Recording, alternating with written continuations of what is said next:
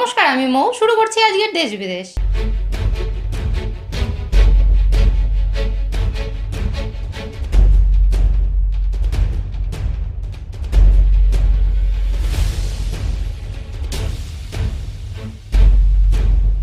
আজ 25 মার্চ, বাংলাদেশবাসীর কাছে কাল রাত্রি। বাংলাদেশবাসীর কাছে আজ সেই অভিশপ্ত 25 মার্চ, যাকে কালরাত্রিও মনে করা হয়। 1971 সালের এই রাতে ঘুমন্ত নিরস্ত্র বাঙালির উপর ঝাঁপিয়ে পড়েছিল পাকিস্তানি হানাদাররা। অতর্কিত হামলায় প্রাণ হারান কয়েক হাজার মানুষ, বাদ যায়নি নারী শিশুরাও। কুখ্যাত সেই অপারেশন সার্চলাইটের লক্ষ্য কি ছিল? 25 মার্চ রাতে মুক্তিকামী নিরস্ত্র বাঙালির উপর নির্বিচারে গুলি চালায় পাক সেনারা। ঢাকা বিশ্ববিদ্যালয় এলাকায় নিহতদের মরদেহ মাটি চাপা দিয়ে চেষ্টা করে ইতিহাস মুছে ফেলার। গণমাধ্যমের উপর নিষেধাজ্ঞা, বিদেশি সাংবাদিকদের দেশ ত্যাগে বাধ্য করেও ধামাচাপা দেওয়া যায়নি। নুরুল উল্লাহ এই ফুটেজ স্বাধীনতার পরে প্রচার করে এনবিসি। অপারেশন সার্চলাইট নামের ভয়াল এই গণহত্যার নির্দেশনামা তৈরি করেছিল পাক সেনা মেজর জেনারেল রাও ফরমান আলী ও মেজর জেনারেল খাদিম হোসেন রাজা, যা উঠে আসে তাদের লেখা বইয়ে ও ডায়েরির পাতায়। এই হামলার ছক আছে সামরিক মানচিত্রেও। এই ঘটনার স্মৃতি আজও তাজা রয়েছে বাংলাদেশবাসীর মনে। Bureau report, Times 14 Bangla. লকডাউনের বর্ষপূর্তি ব্রিটেনে, বার্তা রানী এলিজাবেথের। লকডাউনের বর্ষপূর্তি, এই এক বছরে কি কঠিন সব দিন দেখেছে ব্রিটেন। করোনায় হারিয়েছে 1,26,000-এরও বেশি মানুষকে। প্রাণ বাঁচাতে প্রায় পুরো দেশ ঘরবন্দি। একটা বছর সময়ের সঙ্গে অসম লড়াই লড়েছে দেশবাসী আর প্রশাসন। সেই লড়াইকে স্মরণীয় করে রাখতে মঙ্গলবার ন্যাশনাল ডে অফ রিফ্লেকশন পালন করলেন ব্রিটিশরা। এদিন দুপুর 12টা নাগাদ 1 মিনিট নীরবতা পালনের মধ্যে দিয়ে এই অনুষ্ঠানের সূচনা হলো। সন্ধ্যাবেলা 10 ডাউনিং স্ট্রিটে সাংবাদিক বৈঠকে প্রধানমন্ত্রী বরিস জনসন বললেন, গত এক বছর ধরে করোনা আমাদের যা যা শিখিয়েছে তা এক জীবনের অভিজ্ঞতা হয়ে থাকবে। দেশবাসীর জন্য বার্তা পাঠিয়েছিলেন ব্রিটেনের যুবরাজ চার্লস। তিনি জানান, আমাদের বিশ্বাস, দর্শন আর যেমনই হোক না কেন, আসুন একটা মুহূর্ত একসঙ্গে ওদের স্মরণ করি। এই এক বছরে যাদের হারালাম তাদেরকে শ্রদ্ধা জানাই।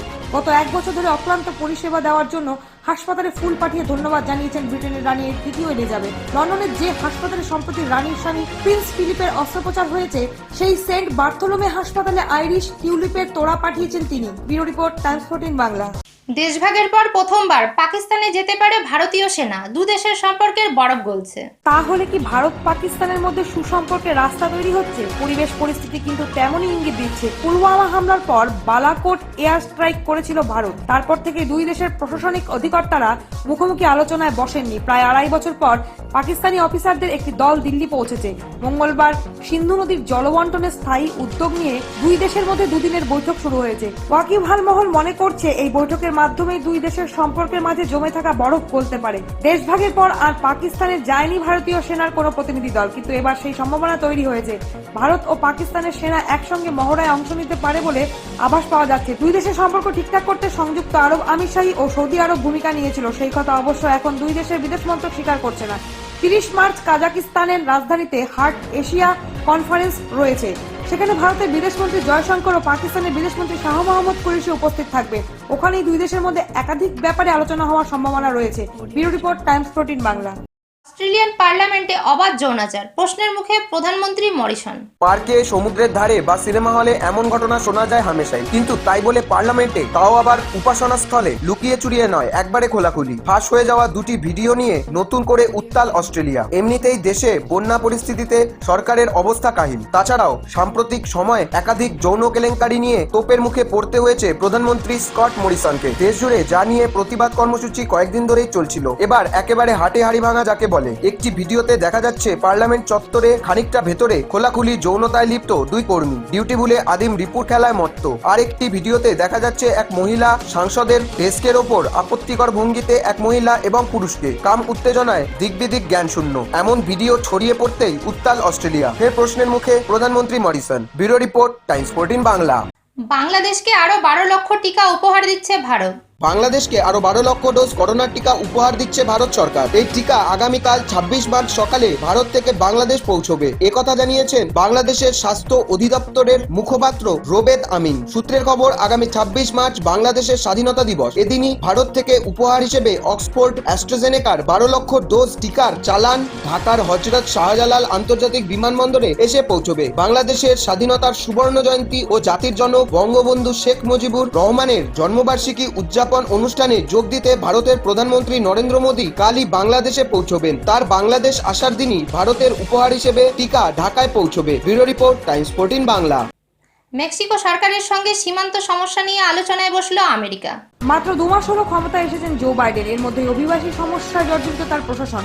মধ্য আমেরিকা থেকে এসে প্রতিনিয়ত আমেরিকা মেক্সিকো সীমান্তে ভিড় বাড়াচ্ছেন শরণার্থীদের একটা বড় অংশ। এই পরিস্থিতিতে বিরোধী রিপাবলিকানরা ইতিমধ্যে শাসক দলের সমালোচনার সরব। বাইডেনের নিজের দল ডেমোক্রেটিক পার্টির বেশ কিছু নেতানেত্রীও শরণার্থী সমস্যা নিয়ে সরকারের নিন্দা শুরু করেছেন। এই পরিস্থিতিতে মেক্সিকো সরকারের সঙ্গে সীমান্ত সমস্যা নিয়ে আলোচনায় বসলো আমেরিকা প্রশাসন। গতকাল মেক্সিকোয় নিজের প্রতিনিধি পাঠিয়েছেন বাইডেন।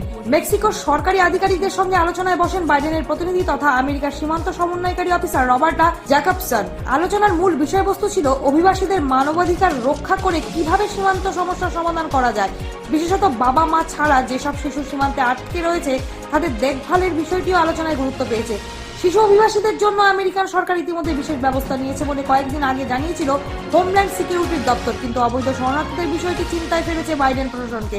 অভিবাসন আটকাতে মধ্য আমেরিকার দেশগুলিতে কিভাবে অর্থনৈতিক অগ্রগতি আনা যায় সে নিয়েও চিন্তাভাবনা চালাচ্ছে America. Bureau report, Times 14 Bangla. বাবার কোলে গুলিতে মৃত্যু 7 বছরের সন্তানের, ফুঁসছে মায়ানমার। দরজায় কড়া নাড়ছিল সেনা। বাড়ির ভেতরে তখন বাবার কোলে বসেছিল বছর 7 মেয়েটি। সেনা বাড়িতে ঢুকতেই জিজ্ঞাসা করেছিল সবাই বাড়িতে আছে কিনা। তারপরই মেয়েটির বাবাকে লক্ষ্য করে গুলি চালিয়ে দেয় তারা। বাবা নয়, সেনার গুলি লেগে মৃত্যু হয়েছে 7 বছরের সেই বালিকার। না, কোনো ছবির দৃশ্য নয়। গতকাল এই ঘটনার সাক্ষী থেকেছে মায়ানমারের মান্দালয় শহর। 7 বছরের ওই শিশুকন্যাই মায়ানমারের নিরাপত্তা বাহিনীর হাতে নিহতদের মধ্যে কনিষ্ঠতম। ঘটনার কথা প্রকাশ্যে আসার পর থেকেই ক্ষোভে ফুঁসছে গোটা দেশ। Bureau report, Times 14 Bangla.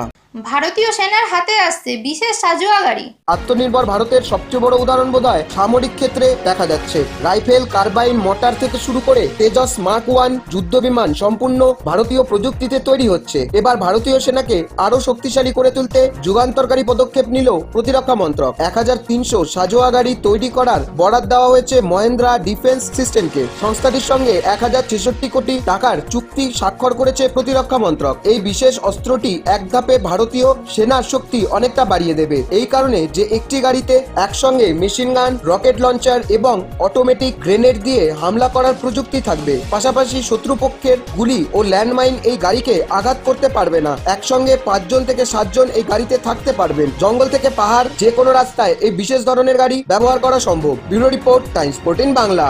করোনার হানা এবার স্কুলে, ভুবনেশ্বরে সংক্রমিত 4 খুদে, চিন্তিত প্রশাসন। করোনা কি এবার তবে স্কুলে হানা দিল? ওড়িশার ভুবনেশ্বরে 4 জন স্কুল পড়ুয়া করোনা পজিটিভ হয়েছে বলে খবর। তাদের মধ্যে 3 জনই প্রাইভেট স্কুলের পড়ুয়া, একজন কেন্দ্রীয় বিদ্যালয়ের। প্রাইভেট স্কুলে পড়া সেই 3 পড়ুয়া হোস্টেলে থাকতো। এরই মধ্যে তাদের হোস্টেল থেকে বাড়ি পাঠানো হয়েছে। ওই 3 পড়ুয়ার শরীরে করোনার উপসর্গ দেখা দিয়েছিল। এরপরই তাদের করোনা টেস্ট করায় কর্তৃপক্ষ। পজিটিভ রিপোর্ট আসে। ভুবনেশ্বর মিউনিসিপাল কর্পোরেশনের একটি দল বিভিন্ন স্কুলে পরিস্থিতি খতিয়ে দেখছে। কোন স্কুলে খুদেদের শরীরে কোভিডের উপসর্গ রয়েছে কিনা তাও খতিয়ে দেখছে সেই দল। কোভিড টেস্টের ব্যবস্থা ঠিকঠাক আছে কিনা তা যাচাই করা হচ্ছে প্রশাসনের তরফে। ইতিমধ্যে ভুবনেশ্বরের প্রায় প্রতিটি স্কুলে স্যানিটাইজেশনের কাজ শুরু হয়েছে। Bureau report, Times 14 Bangla. কুখ্যাত অপরাধীকে এক গুলিতে মাটিতে ফেললেন এসআই প্রিয়াঙ্কা। ভোর 4টে গোটা শহর যখন ঘুমে আচ্ছন্ন তখন তার দলবল অতীন্দ্র পাহারায়। আসলে আগে থেকেই অপরাধীদের আসার খবর পেয়েছিল দিল্লি পুলিশ। তাই এসআই প্রিয়াঙ্কা ও তার টিম অপরাধীদের ধরতে তৈরি ছিল। রোহিত চৌধুরী নামে এক কুখ্যাত অপরাধী, যার মাথার দাম 4 লাখ টাকা, তাকে এদিন এক গুলিতে মাটিতে ফেললেন দিল্লি পুলিশের লেডি সিংহাম। ভোর 4টের সময় ধুমধুমা কাণ্ড রাজধানীতে। এসিপি পঙ্কজ ও এসআই প্রিয়াঙ্কার বুলেট প্রুফ জ্যাকেটে গুলিও লাগে, কিন্তু তারা দুজনেই রোহিত চৌধুরী ও পারভিন টিটুকে ধরাশায়ী করলেন। Bureau report, Times 14 Bangla. জাত গোখরোর ছবল, দীর্ঘ 5 বছর পরে আজ প্রচারে নামলেন মিঠুন চক্রবর্তী। 2016 সালের পরে 2021 সাল, দীর্ঘ 5 বছর পরে ফের বাংলার বিধানসভা নির্বাচনে প্রচারে নামছেন মিঠুন চক্রবর্তী। আজ থেকে তার প্রচার শুরু জঙ্গলমহলে। রাজ্যে প্রথম দফা নির্বাচনের আজ প্রচারের শেষ দিন, আর শেষ দিনেই মিঠুন চক্রবর্তীকে নিয়ে প্রচারের ঝড় তুলতে চাইছে বিজেপি। ব্রিগেডের সমাবেশে প্রধানমন্ত্রী নরেন্দ্র মোদীর উপস্থিতিতে বিজেপিতে যোগ দেন মিঠুন। বিজেপির সদস্য হবার 19 দিন পর পদ্ম শিবিরের হয়ে প্রচারে নামছেন বড় পর্দার মিনিস্টার ফাটাকেষ্ট। আজ তিনি প্রচার শুরু করছেন বাঁকুড়া, পুরুলিয়া, পশ্চিম মেদিনীপুর ও ঝাড়গ্রাম জেলা নিয়ে। বাঁকুড়াতে একটি রোড শো করেন তিনি। পাশাপাশি পুরুলিয়া, পশ্চিম মেদিনীপুর ও ঝাড়গ্রামে একটি করে রোড শো করবেন বলে বিজেপি শিবির সূত্রের খবর। যে বিধানসভা এলাকায় তিনি প্রচার সারলেন সেখানে ভোট আগামী শনিবার। পরের দিন রবিবারও তিনি প্রচারে নামবেন। সেদিন তিনি প্রচার সারবেন বাঁকুড়ার ইন্দাস ও পশ্চিম মেদিনীপুরের কেশপুরে। Bureau report, Times 14 Bangla. এবার চেন্নাই উপকূলে প্রহরীর ভূমিকায় বজ্র।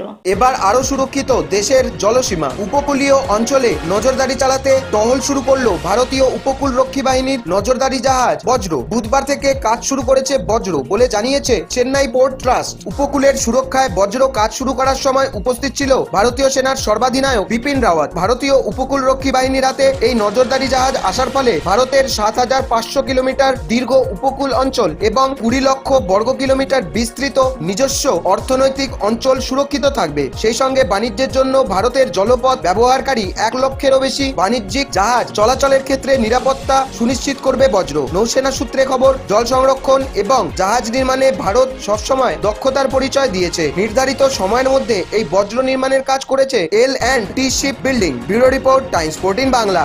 অক্সফোর্ডের টিকা রপ্তানি আপাতত বন্ধ রাখছে ভারত। বড় মাত্রায় অক্সফোর্ড অ্যাস্ট্রাজেনেকার টিকা রপ্তানি সাময়িকভাবে বন্ধ রাখছে ভারত। দেশে করোনার দ্বিতীয় ঢেউ আছড়ে পড়ার পরই মোদী সরকার এই সিদ্ধান্ত নিয়েছে। ভারতের সেরাম ইনস্টিটিউটে অক্সফোর্ড অ্যাস্ট্রাজেনেকার টিকা তৈরি হচ্ছে। এটি পৃথিবীর বৃহত্তম টিকা প্রস্তুতকারী সংস্থা। সারা বিশ্বে সেরামের টিকা রপ্তানি করা হচ্ছে, কিন্তু আপাতত দেশের সংক্রমণ বৃদ্ধি পাওয়ার জন্য টিকার চাহিদা তৈরি হওয়ার বড় সংখ্যার রপ্তানি বন্ধ করলো ভারত।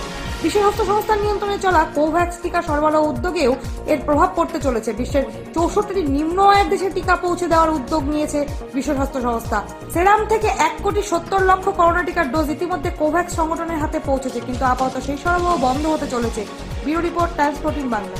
করোনায় দৈনিক মৃত্যু পেরোতে পারে হাজারের গণ্ডি, সতর্ক করল মহারাষ্ট্র স্বাস্থ্য দপ্তর। করোনার প্রকোপ আরো বাড়তে পারে মহারাষ্ট্রে। আগামী ২ সপ্তাহে দৈনিক মৃত্যু পৌঁছে যেতে পারে ১,০০০-এ। আক্রান্তের সংখ্যাও বাড়তে পারে অনেকটাই। হাসপাতালের শয্যার সংখ্যা কমে আসায় টান পড়তে পারে চিকিৎসা ব্যবস্থাতেও। মহারাষ্ট্রের করোনা পরিস্থিতি নিয়ে এমনই উদ্বেগের কথা জানালো সে রাজ্যের স্বাস্থ্য দপ্তর। স্বাস্থ্য দপ্তরের পক্ষ থেকে বলা হয়েছে ২ সপ্তাহের মধ্যে দৈনিক আক্রান্তের সংখ্যা আকাশ ছোঁয়া হতে পারে। পুনেতে আক্রান্তের সংখ্যা টপকে যেতে পারে ৬০,০০০-এর গণ্ডি। তালিকায় তারপরেই থাকতে পারে নাগপুর ও মুম্বাই। একাধিক জেলায় পর্যাপ্ত চিকিৎসা ব্যবস্থা কমে আসতে পারে। সবচেয়ে খারাপ হাল হতে পারে নাগপুরে। আগামী ১১ দিনে মৃত্যু ছাড়িয়ে যেতে পারে ৬৪,০০০-এর গণ্ডি। বর্তমানে সপ্তাহে ১% সংক্রমণ বৃদ্ধির হিসেব ধরেই এই সংখ্যা অনুমান করেছে স্বাস্থ্য দপ্তর। Bureau report, Times 14 Bangla. আজকের দেশ বিদেশ এই পর্যন্ত। আরো নানান খবর জানতে চোখ রাখুন টাইমস 14 বাংলায়। নমস্কার।